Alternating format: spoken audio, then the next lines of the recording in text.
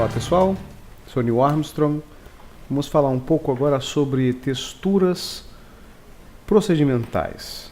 Normalmente nós usamos bastante texturas baseadas em imagens, onde você pode desenhar, pintar, mas existem texturas procedimentais que são muito importantes e simples de utilizar. Tem alguns cuidados que nós devemos tomar, mas elas são bastante práticas de uma certa forma. Começando aqui com esse cubo, essa iluminação é a iluminação básica e a cena básica do Blender. Vou só dar uma ajustadazinha aqui, lembrando sempre de trabalhar com o ortogonal, ligando as teclas de atalho para você enxergar melhor. E normalmente ele vem com uma textura já, no caso um material base, bastante simples, só um cinza. E vem com, aqui na camada de texturas, temos os materiais e temos as texturas. As texturas vão dar algumas características visuais que vão além do material. Eu posso ter uma madeira de uma determinada cor, com um determinado tipo de textura. Posso ter um vidro com alguma textura, com algumas coisas coloridas sobre ele. Então a gente vai colocando essas características aqui. Tá sem nenhuma que é o automático dele, tá? Vamos usar a textura procedimental, que são texturas baseadas em procedimentos ou algoritmos computacionais que são manipulados através de parâmetros básicos. Nesse tutorial, nessa videoaula, a gente vai aprender a criar uma textura de madeira no estilo procedimental. Então, o que a gente precisa fazer é muito simples. Eu vou dizer que esse tipo de textura que eu quero, ela é do tipo wood, que é exatamente madeira. Se eu der um pré-render aqui, o que acontece? Eu já vejo uma coisa cheia de listras, né? Esquisito que isso seja madeira.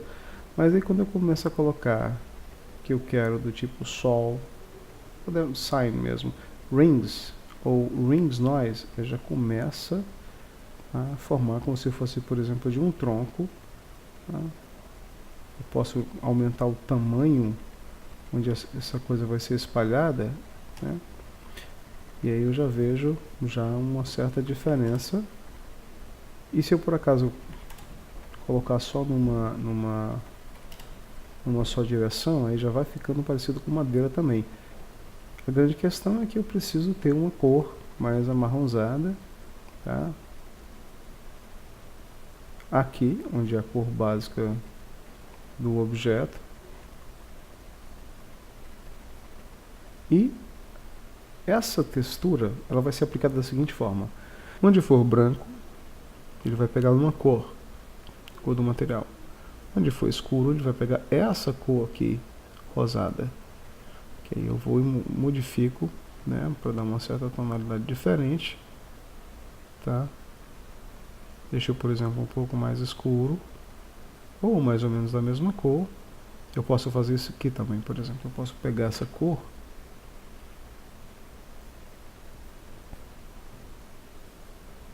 tá?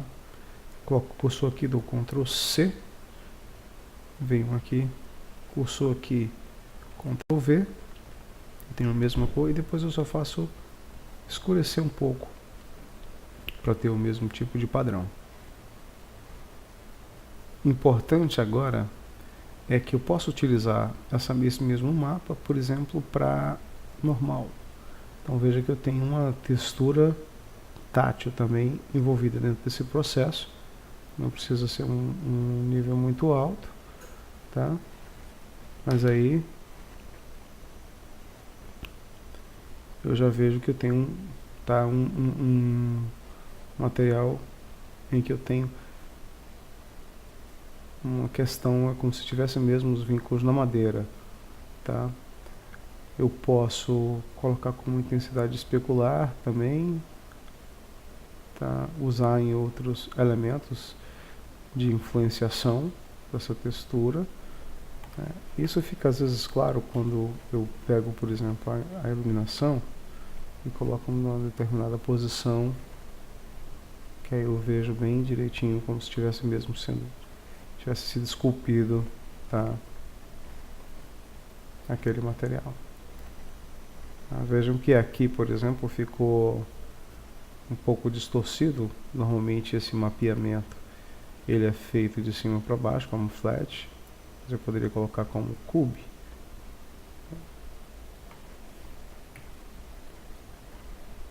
E aí ele vai ser aplicado de uma forma mais em todas essas áreas. Então no caso aqui vai valer o que está aqui. Se eu aumentar aqui para 5 também, pronto, já está lá. Aí ficou aqui mais, né, aplicado de forma diferente. Olha só.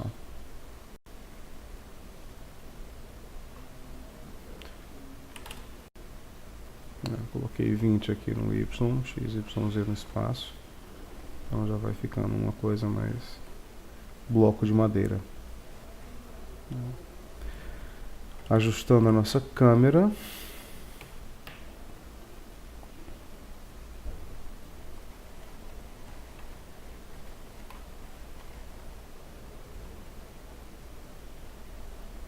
A gente tem um bloco de madeira com textura procedimental.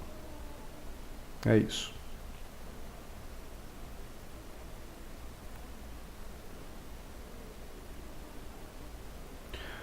Outros tipos de textura também que são interessantes são, por exemplo, eu vou criar um outro material aqui, tirando esse, tá? Você pode encontrar também como do tipo clouds, certo? Onde você vai ter, vamos colocar aqui, tá como mapeamento UV, vamos colocar generated, gerado a partir do próximo objeto, e como cubo, tá? Também. E dentro de clouds eu posso ter, em vez de Blend Original, vários outros tipos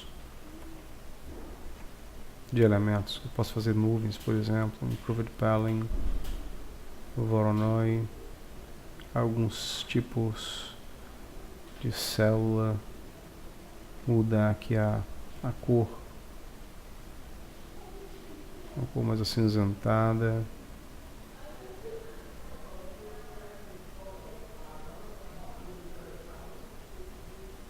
Usar isso como normal também, ó. Fica umas texturas bem interessantes. Se eu colocar como negativo, ele vai para o outro lado, tá?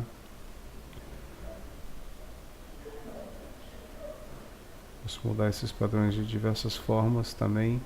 E tem um bem interessante, que é o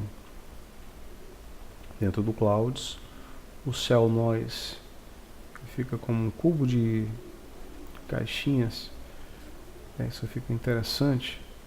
Se eu aumentar isso aqui, ele vai ficar menor ainda, né? Eu posso colocar 0,5, 0,5, 0,5.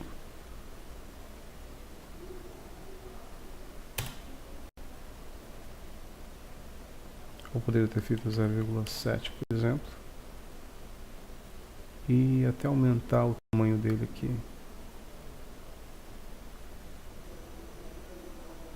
Aumentar o normal.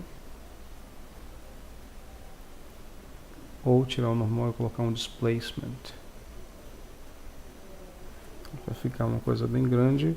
No caso só tem uma malha simples, ele não vai adiantar muito, né? Então, eu usando o normal, ele vai fazer alguma diferença.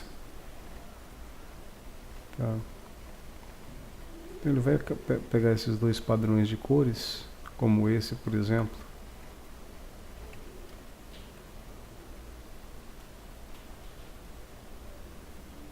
E esse, ele vai fazer uma mesclagem dessas duas cores. Certo?